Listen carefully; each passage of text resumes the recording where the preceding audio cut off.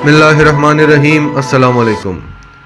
तुर्की के सदर रजब तैयब अर्दगान का तारीखी दौरा मुकम्मल हुआ और वो अपने वतन तुर्की की तरफ वापस लौट गए हैं। पाकिस्तान में जिस तरह से उनका इस्तकबाल हुआ, जो बातें उन्होंने पाकिस्तान में कहीं, जो मुआहदे हुए, वो सब तारीखी हैं और कई एतबार से। जिस तरह के तैयब अर्दगान ने खुद कहा कि दुनिया में कहीं और ऐसी मिसाल नहीं मिलती जिस तरह के ताल्लुकात पाकिस्तान और तुर्की के हैं। हमने किसी और दो मुल्कों के ऐसे ताल्लुकात नहीं देखे और ये साबित भी हो रहा है, ख़ास तौर पर इस दौरे के बाद। ये पहले दौरों से बहुत ज़्यादा मुख्तलिफ है और पाकिस्तान के जिस जिस मुल्क के साथ अच्छे ताल्लुकात हैं, दोस्ताना बरादराना ताल्लुकात हैं, उन सब को तुर्की ने पीछे छोड़ दिया है। वो कैसे, हम आपको बताते हैं। इससे पहले अगर अभी तक आपने हमारा चैनल सच टीवी उर्दू सब्सक्राइब नहीं किया तो इसे अभी सब्सक्राइब करें और बेल आइकन पर क्लिक करें ताकि हमारी आने वाली तमाम वीडियोस आपको वक्त पर मिलती रहें। पाकिस्तान और तुर्की पहले ही बहुत करीब थे, अब एक नए दौर में दाखिल हो रहे हैं। किस तरह से, उसके बारे में आपको बताते हैं। लेकिन अब ये बहुत अहम है कि आगे किस तरह से बढ़ा जाएगा और किस तरह से ये दोनों ममालिक आगे बढ़ने का सोच रहे हैं।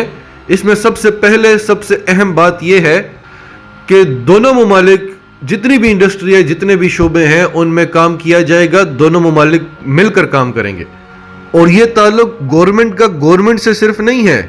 बाकी ममालिक के साथ हमारी गवर्नमेंट का ताल्लुक होता है उन मुल्कों की गवर्नमेंट के साथ। तुर्की के साथ हमारा पर्सनल रिलेशन होगा, हर बिजनेसमैन उसमें इन्वॉल्व हो सकेगा, बिजनेस टू बिजनेस रिलेशन होगा। वो लंबे चौड़े प्रोसीजर्स नहीं होंगे जो टाइम ज़ाया करते हैं। डायरेक्ट बिजनेसमैन आपस में कोलैबोरेशन करेंगे, पाकिस्तान में भी और तुर्की में भी। अब जो बातें तैयब अर्दगान ने पाकिस्तान में कही हैं वो कमाल की बातें हैं। अब जिस तरह कश्मीर के बारे में उन्होंने कहा कि जो मौक़िफ़ कश्मीर पर पाकिस्तान का है वही मौक़िफ़ तुर्की का भी है और ये बहुत बड़ा बयान है। आज से पहले किसी ने ऐसा नहीं कहा। बहुत ममालिक से हमारी दोस्तियां रहीं, वो पाकिस्तान आए, पाकिस्तान वहाँ गया, लेकिन कश्मीर के हवाले से किसी ने आज तक ऐसा मौक़िफ़ नहीं दिया। उन्होंने कहा कि पाकिस्तान का दुख तुर्की का दुख है, पाकिस्तान की कामयाबी तुर्की की कामयाबी है। और फिर जो इस वक्त दोनों ममालिक के दरमियान तिजारत है वो 80 करोड़ डॉलर पर है। तो तुर्क सदर ने कहा कि ये बहुत कम है, हम 30 करोड़ लोग हैं।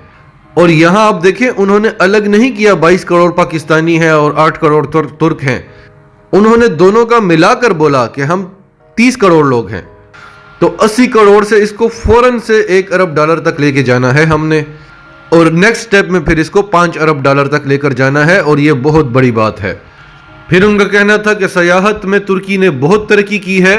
तुर्की में साल में 1 करोड़ 30 लाख लोग आया करते थे सयाह, और अब ये तादाद 6 करोड़ 80 लाख तक पहुंच गई है। 6 करोड़ 80 लाख यानी ऑलमोस्ट 7 करोड़ लोग हर साल तुर्की आते हैं सयाहत के लिए। तो आप अंदाज़ा लगाएं कि तुर्की ने कितनी तरक्की की है, कितना रेवेन्यू जनरेट किया है इससे। यानी 8.5 अरब डॉलर कमाता था सालाना तुर्की सयाहत से, और अब वो 40 अरब डॉलर तक कमा रहा है सालाना। ये बात खुद तैयब अर्दगान बता रहे हैं। इसीलिए इमरान खान ने कहा कि सयाहत के शोबे में, माइनिंग के शोबे में, सेहत के शोबे में तुर्की हमसे बहुत आगे है। तो इसलिए हम चाहते हैं कि तुर्की हमसे तावन करे, और ये बात पहले भी इमरान खान साहब कर चुके हैं और अब भी की कि सी पैक में तुर्की शामिल हो। और इमरान खान साहब चाहते हैं कि सी पैक के तहत यहाँ पर इंडस्ट्री लगे। तो तैयब अर्दगान ने इस बात को वेलकम किया। बिल्कुल आप हमारे सरमायाकारों को बताएं कि किस तरह से वो मजीद यहाँ पे इन्वेस्टमेंट कर सकते हैं। ये मेरे साथ आए हैं, ये बिल्कुल वही चीज़ करेंगे। और आप यकीन करें, आप अंदाज़ा नहीं लगा सकते कि अगर सिर्फ सयाहत में ही पाकिस्तान कामयाब हो जाता है तुर्की से सीख के या तुर्की की मदद से, तो पाकिस्तान को और किसी चीज़ की ज़रूरत ही नहीं है। अब अरब मुल्कों में आप देखें कितनी सयाहत है और वहाँ पे सहरा ही सहरा हैं। अफ्रीका में जंगल ही जंगल हैं। तुर्की, स्पेन, इटली वगैरह में बीचेस हैं। स्विट्ज़रलैंड में चोटियाँ हैं, पहाड़ हैं।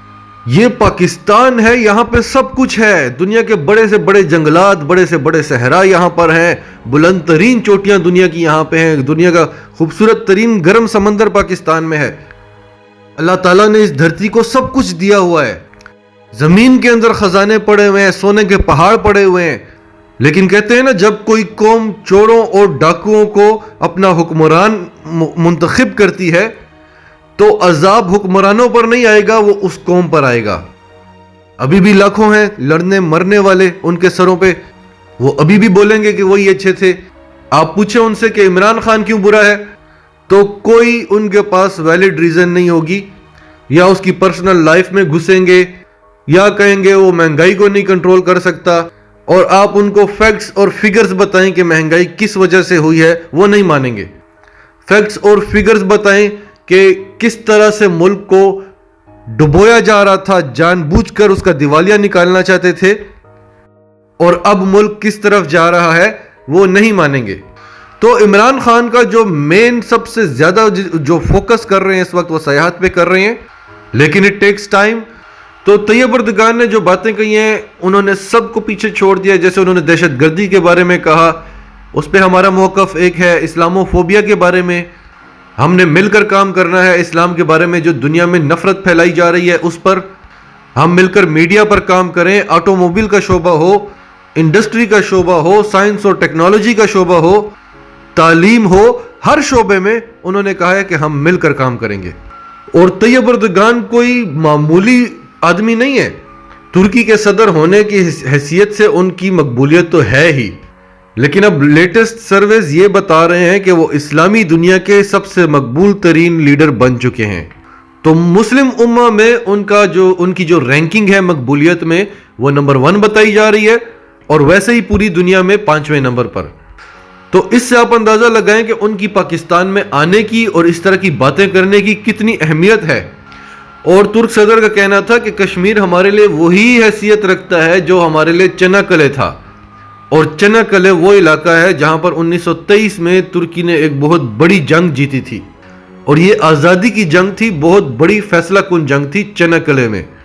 تو اب وہ کہہ رہے ہیں کہ کشمیر چناکلے کی طرح ہے ہمارے لیے، اور اس وقت پاکستان کا وجود نہیں تھا، لیکن برصغیر کے مسلمانوں نے جس طرح سے ترکی کی مدد کی تھی، اپنے زیور تک بیچ دیے تھے، ترکی وہ چیز نہیں بھولتا۔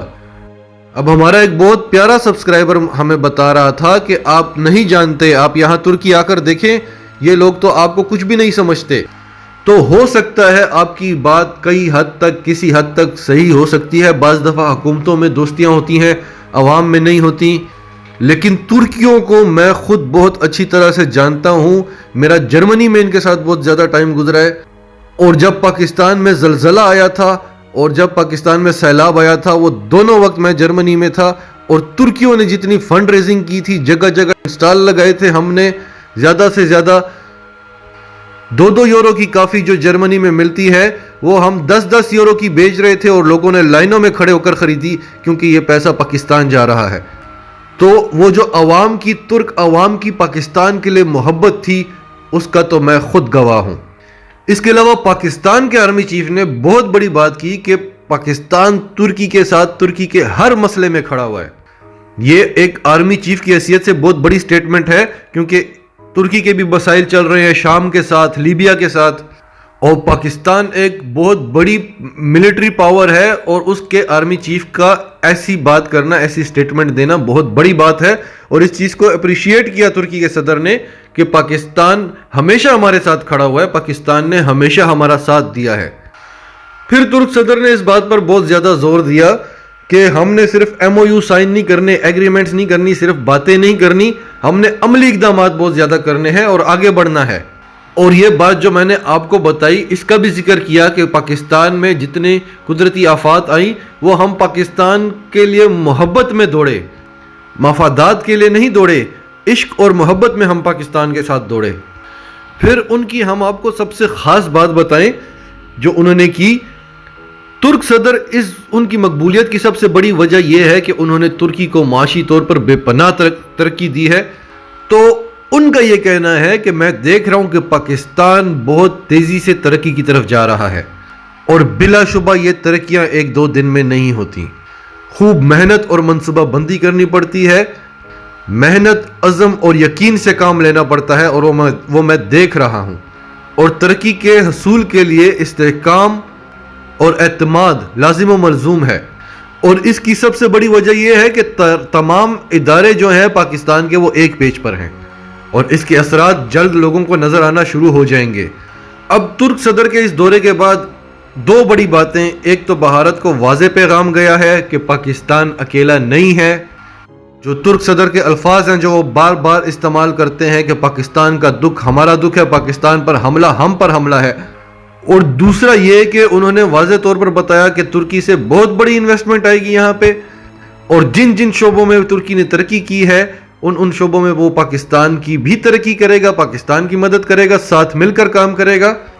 और इन्वेस्टमेंट के दरवाजे खोल दिए हैं बिजनेसमैन तबके के लिए ताकि डायरेक्ट इन्वेस्टमेंट आए, सिर्फ बातें ना हो कि इन्वेस्टमेंट आ रही है और इतना टाइम लगेगा, और इसकी कोई लिमिट नहीं है। जितने सरमायादार हैं वो जितनी इन्वेस्टमेंट चाहें वो यहां पर कर सकते हैं। नाजरीन, आपका इस सब के बारे में क्या कहना है? कमेंट्स में अपनी राय का इजहार जरूर करें, और अगर आप हमारे चैनल पर नए हैं तो अभी सच टीवी उर्दू को सब्सक्राइब करें, सच टीवी उर्दू फैमिली का हिस्सा बने, और हमारी वीडियोस को लाइक करें, शेयर करें ताकि सोशल मीडिया पर ज़्यादा से ज़्यादा पाकिस्तानी इनको देख सकें।